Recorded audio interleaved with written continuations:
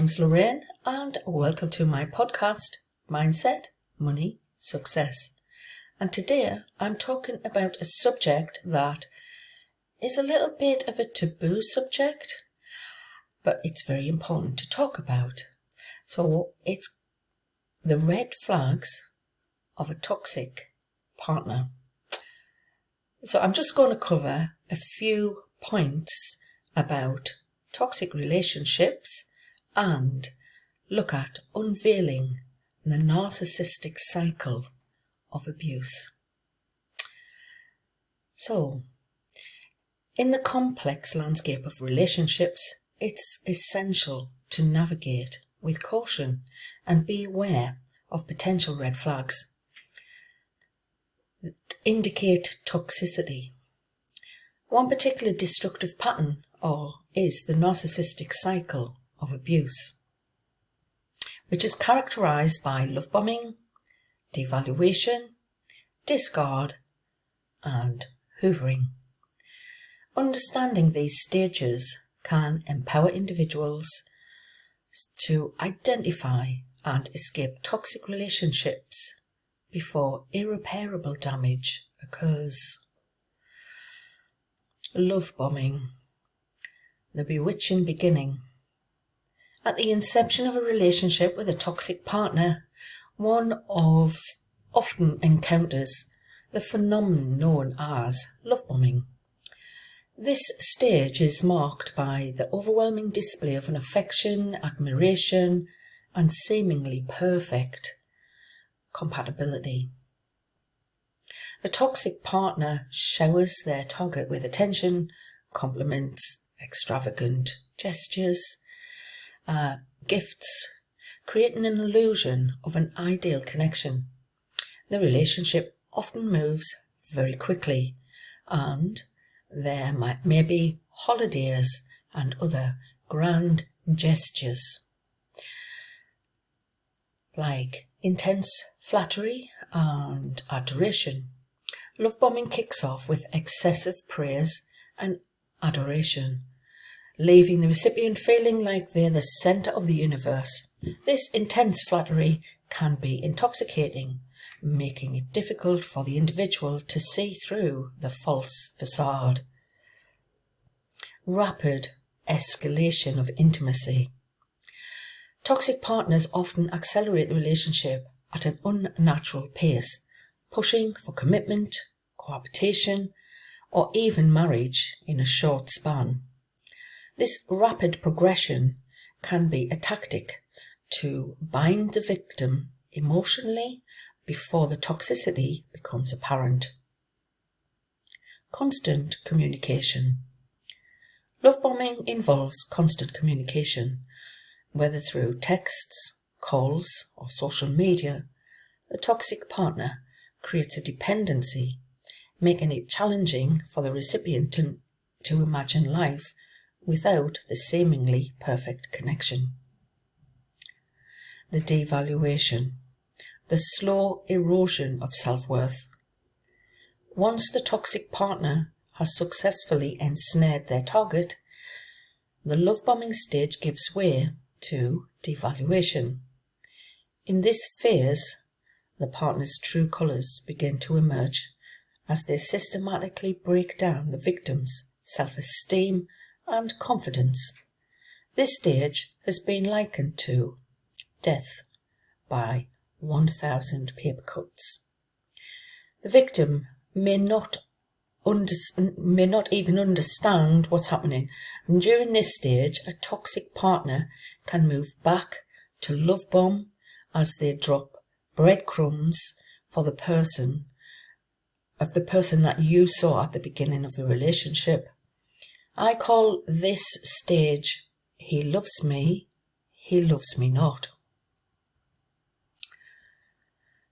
Criticism and undermining. The toxic partner starts to criticize and undermine the victim's thoughts, opinions, and even achievements.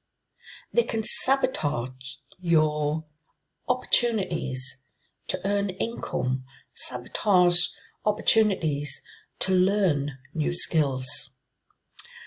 So this can be subtle, such as dismissive comments or outright ridicule, and gradually chipping away at individuals' self-worth.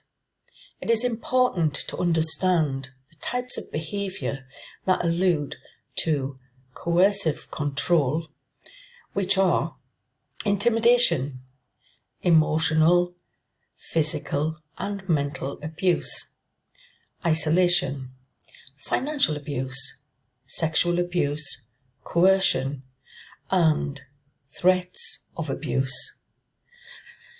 If you do not do what the narcissist wants. Emotional manipulation. Emotional manipulation becomes a key tool in the narcissist's arsenal during the devaluation stage. Gaslighting, guilt tripping, playing mind games are all common tactics used to control and confuse the victim. Professor Sam Vaknin, the author of Malignant Self-Love, talks about the 3 S's of narcissism. The narcissist's goals are selfish, and what they require in relationship is sex, supply, and services. This often leads a narcissist to have more than one supply, invariably cheating on their intimate partners. Isolation from support systems. To maintain control, toxic partners may isolate their victims from friends and family, creating a sense of dependency or even actual dependency. This isolation makes it easier for the narcissist to exert dominance and diminish the victim's self-esteem.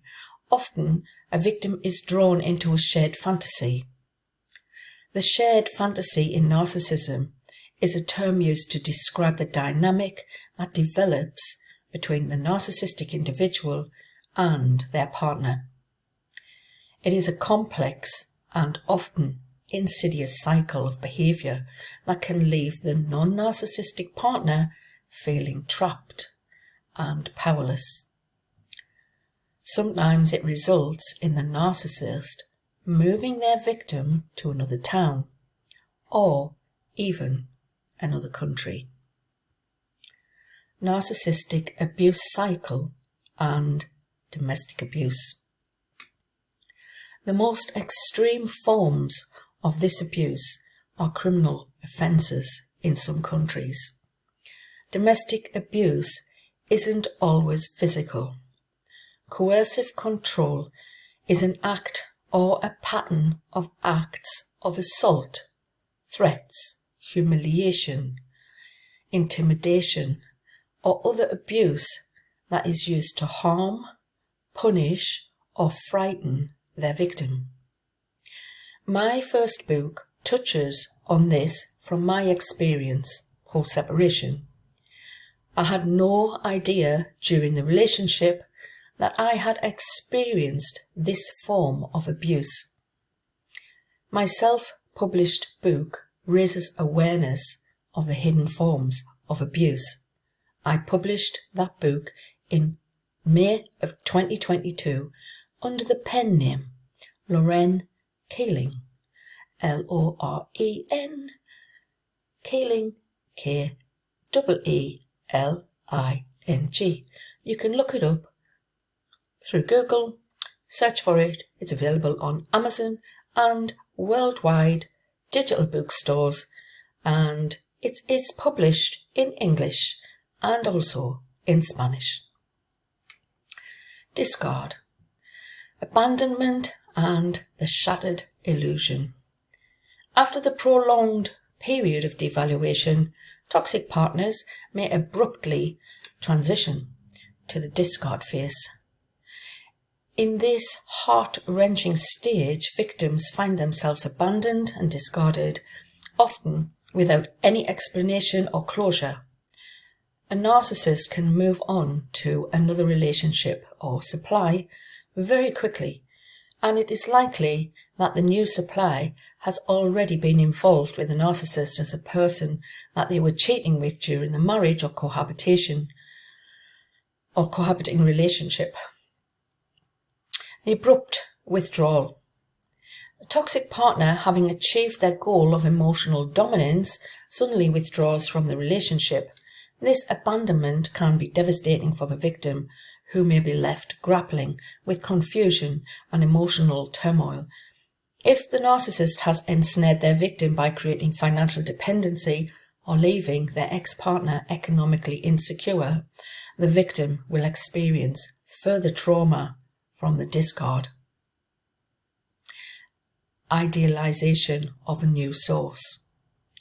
During the discard phase, the toxic partner swiftly replaces the discarded individual with a new source of admiration and supply. This is not only further hurts the victim but reinforces the cyclical nature of narcissistic abuse. Beware that during this discard phase, a narcissist may not want to relinquish control of the victim that they have discarded. If they have suffered any form of ego injury or narcissistic injury during the discard stage, then the victim may be subjected to post-separation abuse. Emotional scars. The aftermath of a discard leaves emotional scars that can linger for an extended period. Women are especially vulnerable in these situations as they are usually more financially dependent in the relationship.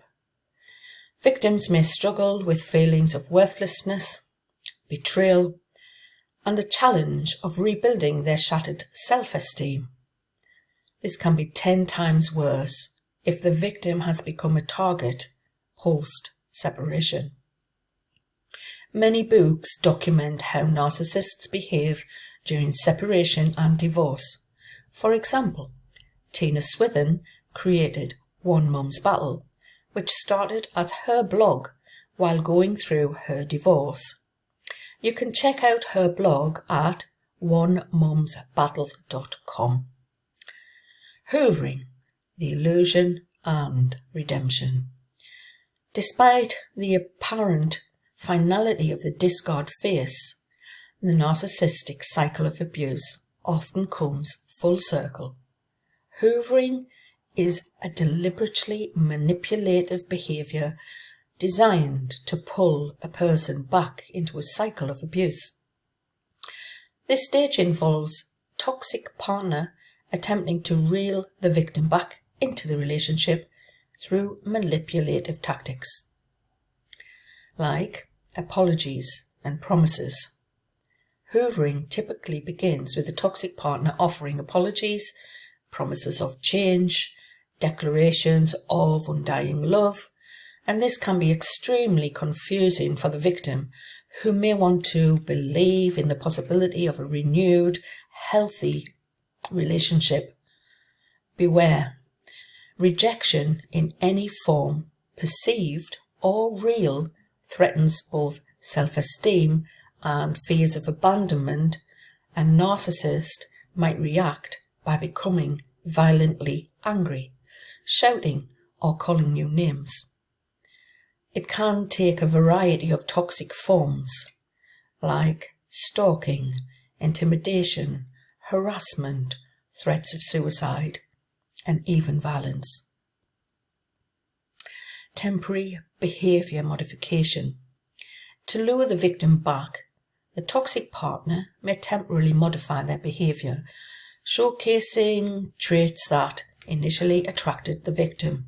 However, these changes are often short-lived and serve as a means to regain control. They may declare that they have given up drinking or drug use, or they have been to therapy or anger management. You need to think very carefully about if this person is trustworthy. The narcissistic abuse cycle repeats. If the victim succumbs to the hoovering tactics, and re-enters the relationship, the narcissistic cycle of abuse restarts with love bombing. The toxic partner continues the cycle, perpetuating a pattern of abuse and manipulation. Please understand this cycle of abuse. Do not repeat mistakes of the past. Do not make excuses for the behaviour of your partner. Understand and educate yourself on the power and control dynamic of the narcissistic abuse cycle. In conclusion, recognizing the red flags of a toxic partner within the context of narcissistic cycle of abuse is crucial for breaking free from destructive relationships.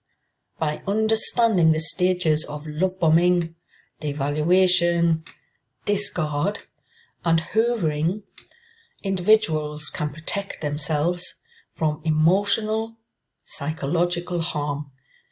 It's essential to prioritize self-worth, establish healthy boundaries, and seek support from friends, family, or professionals to navigate the challenging journey of healing and recovery from narcissistic abuse.